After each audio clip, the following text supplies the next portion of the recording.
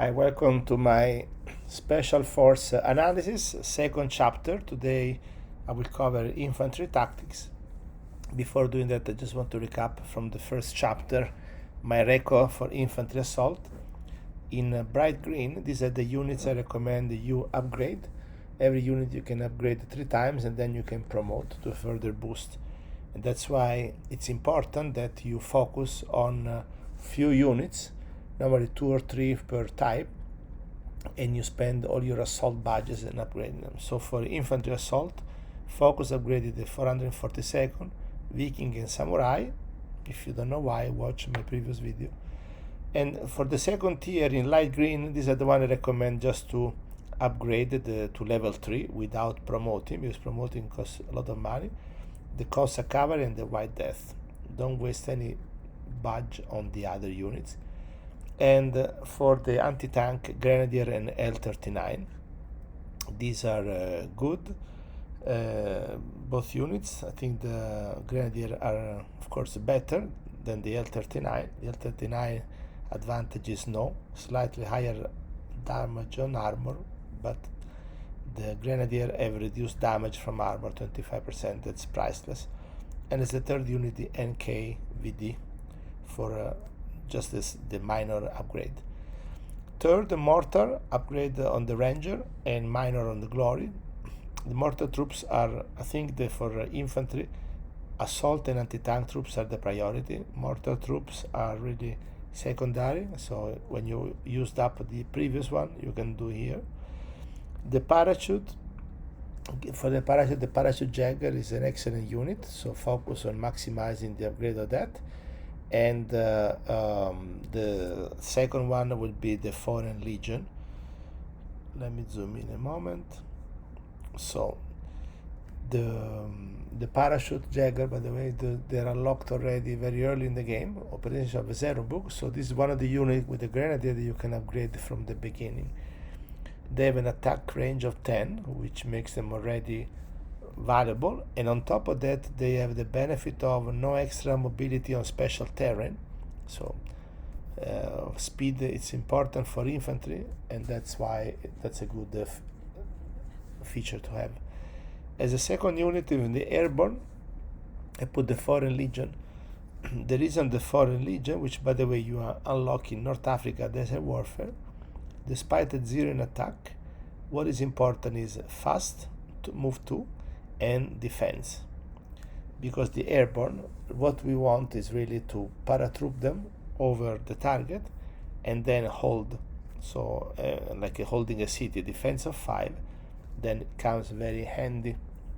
And the third troop is the Parachute Regimen, which again it's open from the beginning of the game.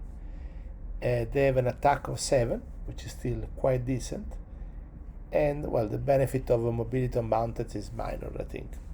That's why for me these units are really not worth to upgrade further, and the next 3 are just weak.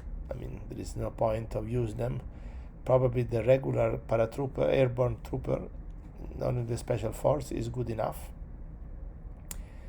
Let's go to engineering. So the next 2 groups are minor units. Again, it's not worth to spend a lot of budgets in upgrading.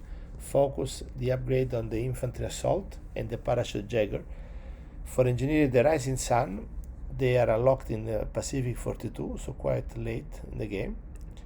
They have a good attack, 6, but most importantly, it's really the reduced air damage, 30%. Think about the main objective of this troop is to build the fortification, trenches and stuff like that, and so you want to protect them from air attacks, which is the most likely first impact they will get, and also as a defense of 2. The second unit, the Gibberish Jagger, I think this is Hungarian. They are unlocking Eastern 1941. I put them as number 2 because they have a defense of 4. So again, these are passive units. They build the trenches and bunkers, and therefore you want to have a good defense when they're attacked. The third unit is the Pioneer because they have an attack of 7, which comes again handy. and then no other benefits. The next 3 units don't have any advantage. They have all similar attack. The Taurus Corps are slightly are fast. I mean, that's the only advantage. But I guess in any campaign, normally you don't have more than 3 or 4 infantries. So once you're used up with the upper Viking for 442nd, the Grenadier or L39, why would you need to waste on the Taurus Corps? If you need an engineering unit, you take the Rising Sun, or if you haven't unlocked that yet, you will go with the Pioneer or the Gibberish Jagger. So last group, the anti-aircraft. So these units are useful when you are facing paratroopers. There are some missions where you are even warned the German paratrooper, for example, in some of the Allies mission. So then an anti-aircraft is handy, because what they do, they don't let the enemy to land in one tile around you. So you create a sort of anti-paratrooper shield. Among these, my favorite is the 85mm 1939.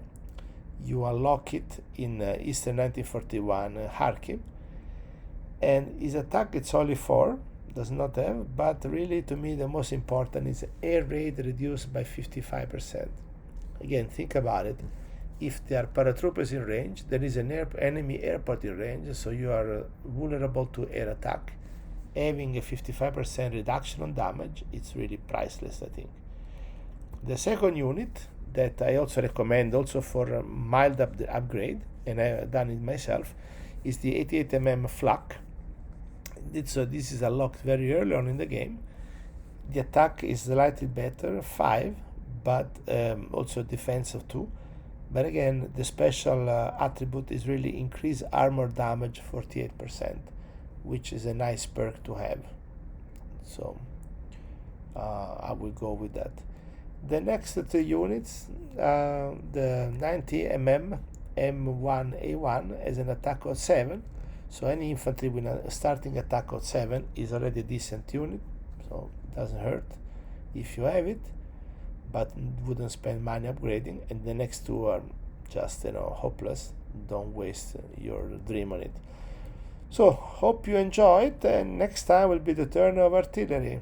So take care, and don't forget to subscribe.